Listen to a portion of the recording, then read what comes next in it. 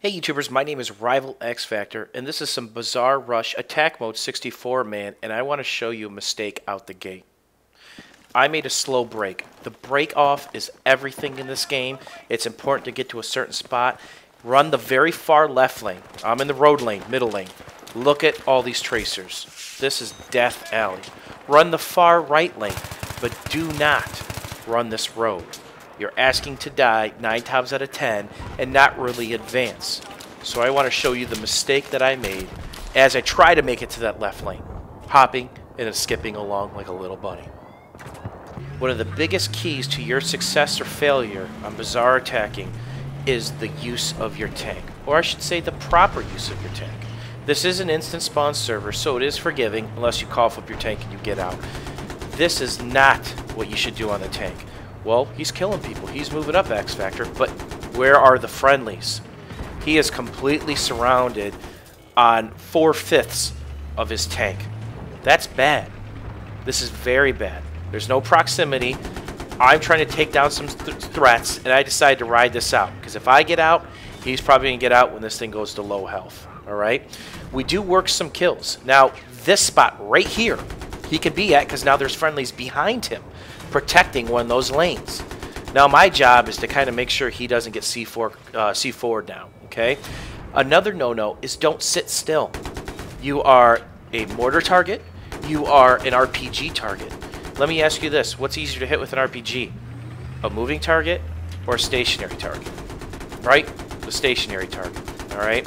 So don't become a target. Now here come the mortars, and we're still sitting still. The tank should push all the way back by the bus and slowly creep up the load. The tank's job in this is to establish a lane and shut down a lane and allow room for your infantry to get that far left lane, because that's what this short video is going to be about. It's going to be about establishing that far left lane, the good things that can happen and the bad things that can happen if you don't ever do it. And obviously I'm looking at the far left lane right there. That hole by the other bomb, okay? As we look at the A bomb, that's the far left lane once you turn the corner. So when you establish that far left lane, the attackers have to spread out. When you establish one lane, the attackers wedge you in. Now what's easier?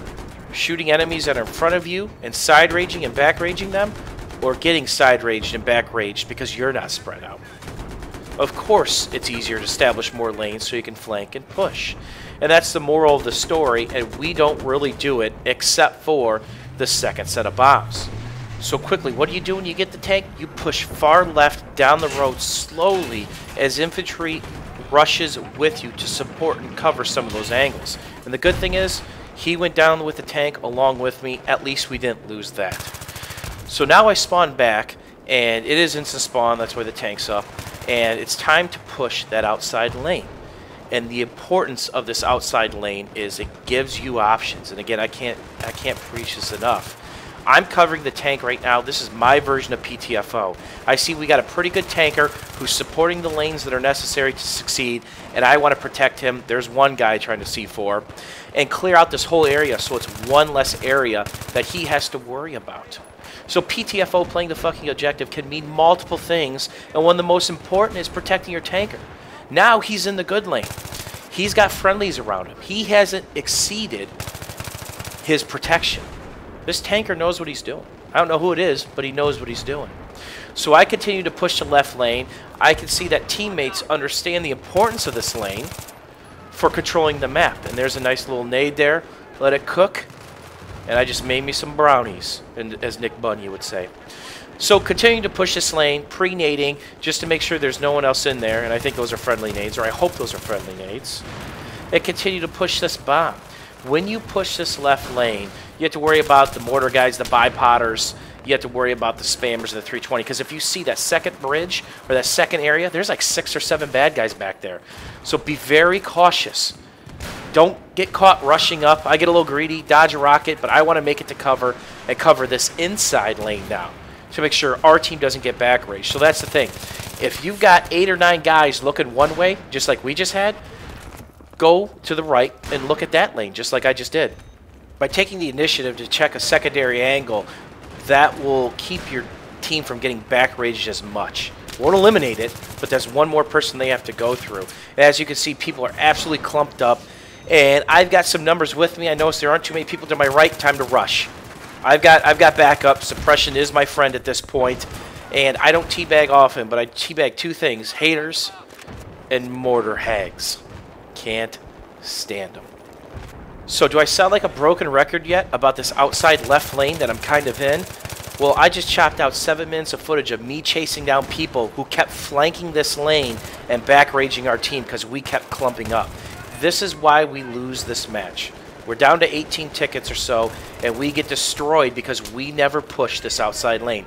This is the key to the third set of bombs. You smoke, roll with your vehicle, and bust through there. But it takes more 4 or 5 guys in 64 man. It takes 10 or 12 guys. So next time you're struggling on Bazaar Attack 64 man or the smaller versions, push more guys through on that outside lane. If you get up to the footbridge and your tank pulls up, it is absolutely game over.